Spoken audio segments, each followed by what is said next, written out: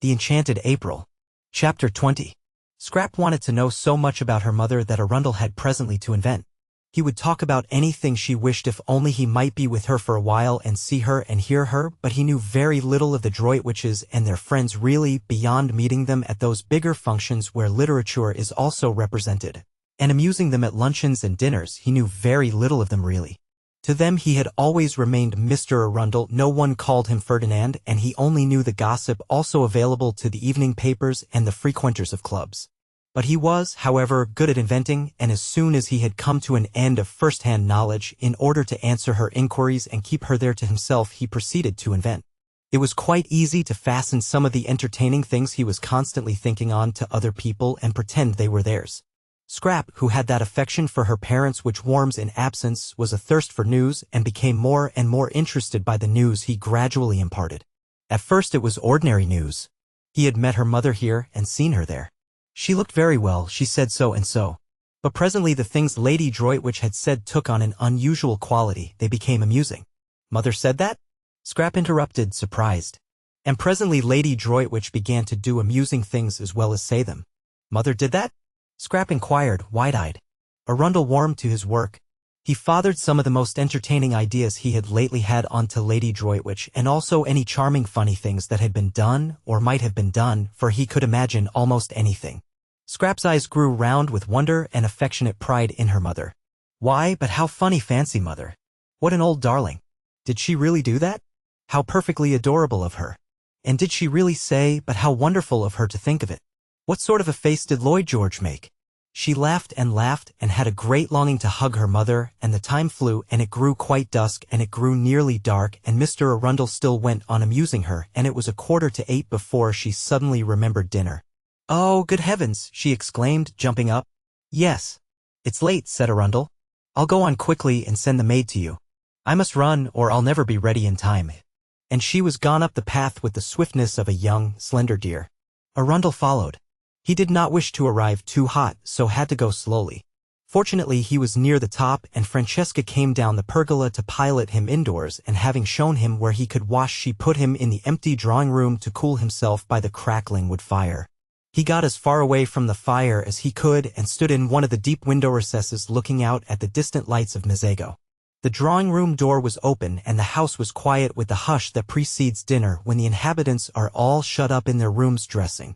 Briggs in his room was throwing away spoilt tie after spoilt tie. Scrap in hers was hurrying into a black frock with a vague notion that Mr. Briggs wouldn't be able to see her so clearly in black. Mrs. Fisher was fastening the lace shawl, which nightly transformed her day dress into her evening dress, with the brooch Ruskin had given her on her marriage, formed of 2 pearl lilies tied together by a blue enamel ribbon on which was written in gold letters Esto Perpetua. Mr. Wilkins was sitting on the edge of his bed brushing his wife's hair. Thus far in this 3rd week had he progressed in demonstrativeness, while she, for her part, sitting on a chair in front of him, put his studs in a clean shirt, and Rose, ready dressed, sat at her window considering her day. Rose was quite aware of what had happened to Mr. Briggs. If she had had any difficulty about it, Lottie would have removed it by the frank comments she made while she and Rose sat together after tea on the wall. Lottie was delighted at more love being introduced into San Salvatore, even if it were only one-sided, and said that when once Rose's husband was there she didn't suppose, now that Mrs. Fisher too had at last come unglued. Rose protested at the expression, and Lottie retorted that it was in Keats, there would be another place in the world more swarming with happiness than San Salvatore. Your husband, said Lottie, swinging her feet, might be here quite soon, perhaps tomorrow evening if he starts at once, and there'll be a glorious final few days before we all go home refreshed for life. I don't believe any of us will ever be the same again, and I wouldn't be a bit surprised if Caroline doesn't end by getting fond of the young man Briggs. It's in the air. You have to get fond of people here. Rose sat at her window thinking of these things. Lottie's optimism, yet it had been justified by Mr. Wilkins, and looked, too, at Mrs. Fisher. If only it would come true as well about Frederick. For Rose, who between lunch and tea had left off thinking about Frederick, was now, between tea and dinner, thinking of him harder than ever. It had been funny and delightful, that little interlude of admiration, but of course it couldn't go on once Caroline appeared. Rose knew her place. She could see as well as anyone the unusual, the unique loveliness of Lady Caroline. How warm, though, things like admiration and appreciation made one feel, how capable of really deserving them, how different, how glowing. They seemed to quicken unsuspected faculties into life. She was sure she had been a thoroughly amusing woman between lunch and tea, and a pretty one too. She was quite certain she had been pretty. She saw it in Mr. Briggs's eyes as clearly as in a looking-glass. For a brief space she thought she had been like a torpid fly brought back to gay buzzing by the lighting of a fire in a wintry room. She still buzzed, she still tingled just at the remembrance. What fun it had been having an admirer even for that little while. No wonder people liked admirers. They seemed, in some strange way, to make one come alive.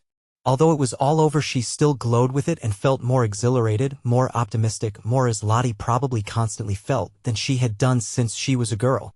She dressed with care, though she knew Mr. Briggs would no longer see her, but it gave her pleasure to see how pretty, while she was about it, she could make herself look, and very nearly she stuck a crimson camellia in her hair down by her ear.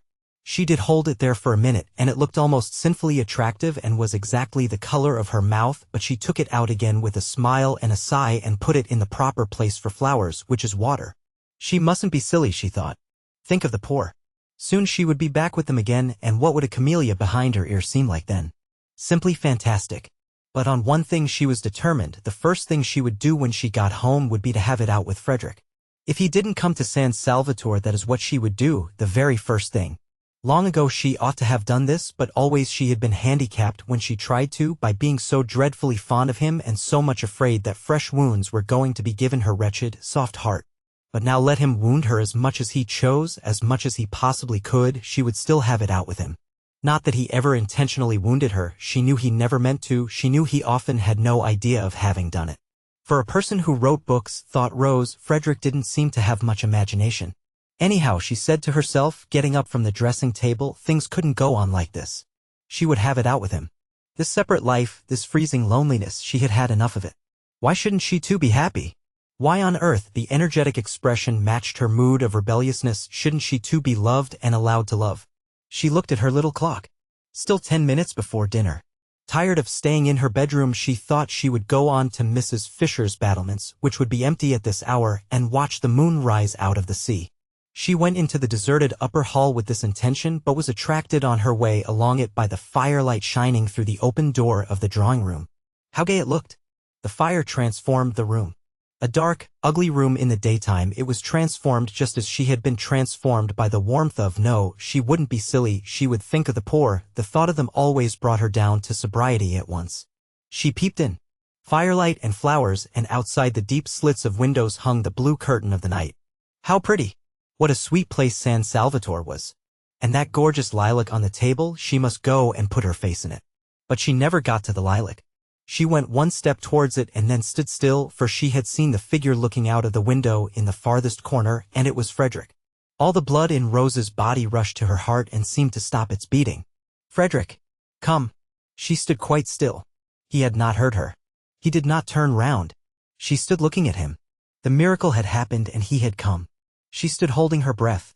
So he needed her, for he had come instantly. So he too must have been thinking, longing.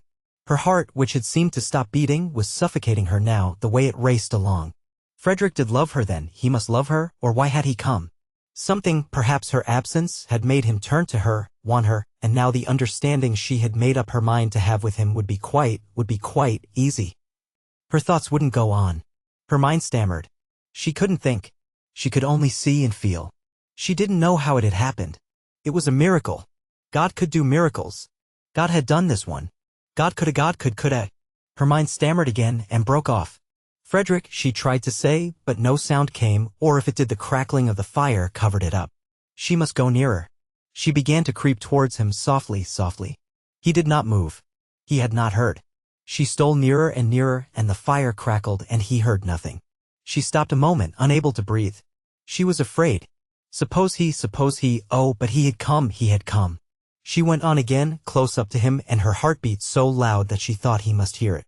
And couldn't he feel, didn't he know? Frederick, she whispered, hardly able even to whisper, choked by the beating of her heart. He spun round on his heels. Rose, he exclaimed, staring blankly. But she did not see his stare, for her arms were round his neck, and her cheek was against his, and she was murmuring, her lips on his ear, I knew you would come, in my very heart I always knew you would come.